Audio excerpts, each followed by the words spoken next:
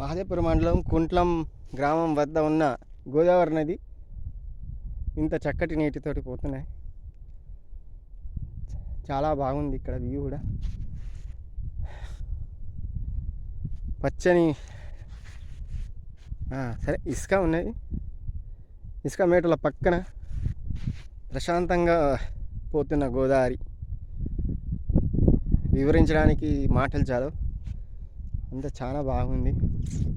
View చూడండి ఒక్కసారి.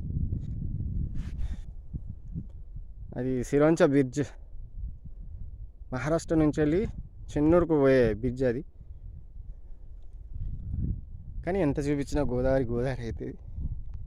ఎన్ని వీడియోలలో చూపించినా మామూలుగా ఉండదు.